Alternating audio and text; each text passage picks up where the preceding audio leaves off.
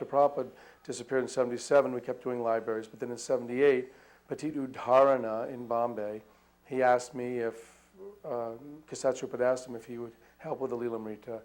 Then I said, oh, what's that work you're doing? And he goes, well, I don't know if I can do it. Are you interested? And I said, sure, I'd love to do it. And then, then I picked it up. I contacted Satsarup. They got me a tape recorder, gave me some money, and said, okay, here's what you do. You go interview different people. Just go all over India and interviewing people. And I said, fantastic. My problem was I wouldn't stay long enough in a place, but sometimes I'd go to a place and I couldn't always meet a person. Then I'd leave to come back and meet him again.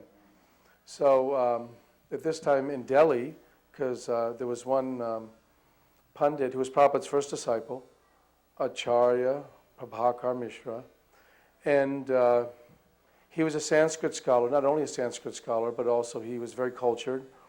He had MA, PhD, everything. And he had been actually teaching Sanskrit. And Prabhupada went to Jhansi, and he actually told Acharya Prabhakar, he said, I came here because in a dream I saw you and I knew I was supposed to come. So then I came to Jhansi, and then that's when Prabhupada says, I met you for this reason. And so then he was there. It was a very cultured man. I was impressed by his demeanor. He was very well clean-cut and very well behaved and very articulate because he was a scholar. And Prabhupada, when he was there with him, they would do bhajan together. They'd actually go out and they'd do Rath Yatra, small Rath Yatra. They'd go do programs in other cities and everything around the area, small villages. And Acharya Prabhakar said that one night he had to go to Delhi. It was actually Krishna Janmashtami. He had to go to Delhi. He came back, took a little rest. Then he woke up. It was 1 a.m., and this was 1954, Janmashtami. And he said that he could hear Prabhupada playing Mridanga in the temple room, and it was very ecstatic. So he went upstairs, and when he saw Prabhupada there, Prabhupada was bouncing around the temple room doing kirtan, and he was wearing this long garland all the way down to his feet. And Prabhupada was just in total bliss chanting. So Acharya Prabhakar was watching this, and he thought it was very strange because these were Kadamba flowers, and Kadamba flowers aren't real common in Jhansi. They're very rare in that area. And but the other interesting thing is Kadamba flowers are usually about this big, about the size of a golf ball. And the ones that were on Prabhupada's garland were the size of tennis balls. And this was pretty bizarre because it was very big. And the other thing was the aroma that was in the air. He called it upakrit, non-material atmosphere, because he was a Sanskritist. And he wanted to ask Srila Prabhupada, well, what was this?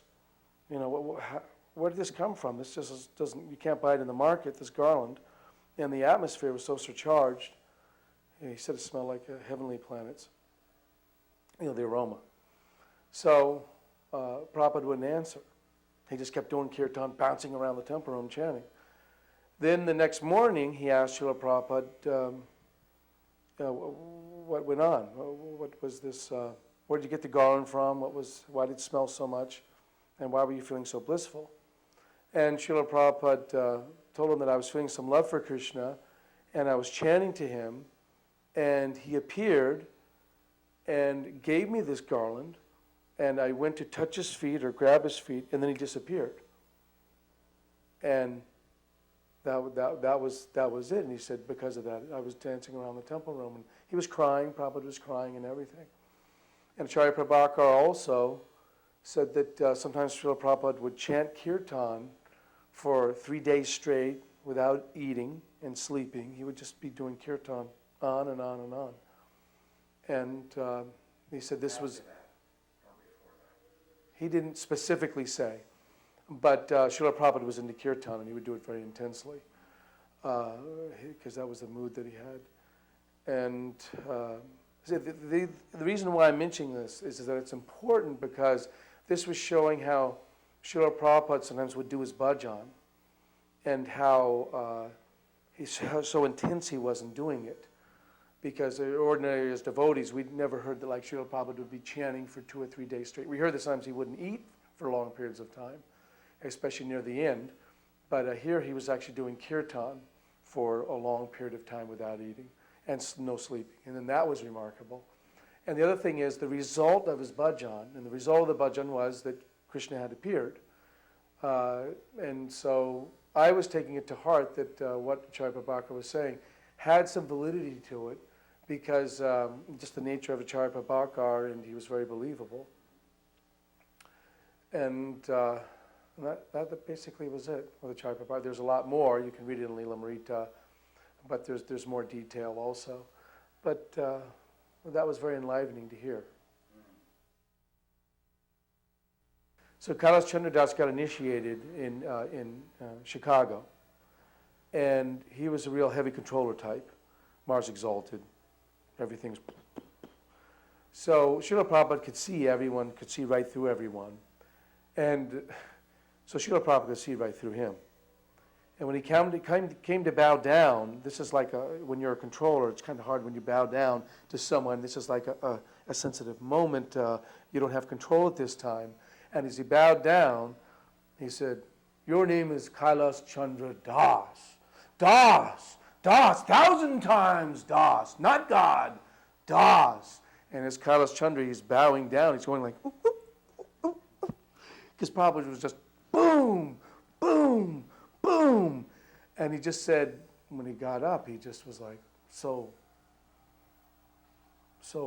amazed at this, how Prabhupada had treated him. He thought, what am I supposed to do with this? Right here in Mayapur, in the original building here, the Lotus building, all 6 vans were lined up. And Srila Prabhupada was in the morning walk. He'd go out to the main gate, and then off to the left, to the right, and he'd come back down the main road there at that time, which is the main walk now to the main gate. And so I was feeling quite ill. I had diarrhea, so I was feeling quite weak. I said, well, look, I won't fall asleep in class if I get some rest before class happens. I don't want to fall asleep in front of Srila Prabhupada. I don't want to fall asleep. So I said, now, if Srila Prabhupada came here, which van would he look in?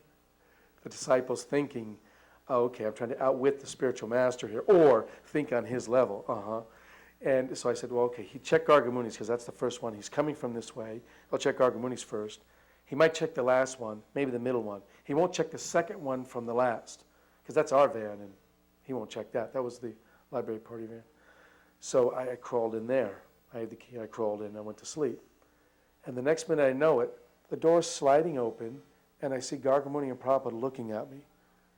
And Gargamuni just had thunder, just was burning me. And I just looked up and I was saying, oh my God. So I just offered my obeisances. And I just said, I'm sorry, Srila Prabhupada, I'm sick. And he said, oh. And then he walked away. And I said, oh my goodness. I thought that I could outsmart the pure devotee. And you can never outsmart the pure devotee. So he knew to check the second van from the end. So I learned from that. You can never outsmart your spiritual master. So that was another extreme learning lesson from Srila Prabhupada.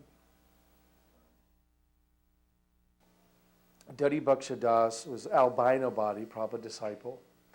Very innocent, very boyish-like, small. And he was on a morning walk. He told me this. He was on a morning walk, which would go, in Kartik, they'd go around the temple. And Prabhupada said if you do circumambulation around the temple, then it's just like seeing all the holy places. So as they're going around, Tamal Krishna's there, all the heavy sannyasis, Tamal Krishna, Adikeshwar, all these different sannyasis are there. And Dadi Bhaksha's way in the back. And Srila Prabhupada was talking something about Krishna. And so Krishna likes sweets. And the Dadi Bhaksha from way in the back interjects, Srila Prabhupada, I like sweets. Everything stops. Everyone turns around and looks. And you can just see the arrows from the sannyasis. You're on, what is this? Prabhupada said, so your name is Dadi Bhaksha. He was initiated on the spot. Dadi Bhaksha Das. And everybody went, Jai Prabhupada. On the spot initiation. It was like, it was complete, perfect. Yeah. Prabhupada was like that. Soft as a rose, hard as a thunderbolt. Soft as a rose. You thought the thunderbolt was coming, and then the rose. initiation on the spot. No, there was one thing that was very heart-melting that happened in Bombay. It was 1977, because we were in the library program, so we were getting a lot of interviews and book reviews. Interviews and book reviews. I mean, but people would write reviews. So Vyasky had collected a lot because there was Mahavishnu, Prabhavishnu, myself, Bir Shringa, all sannyasis now. And so we had taken Yagyadas, Nishringa Chaitanya, and Abhinanda, of course. Prabhupada had taken these reviews and of his books up to Srila Prabhupada. And when Srila Prabhupada started reading them, Prabhupada started crying. Now for a disciple, that is the utmost thing if you can do some service, where Srila Prabhupada started crying. So when Gargamuni came back and told us, I mean, that is like the most, you feel successful, you've done something in your life that is very pertinent.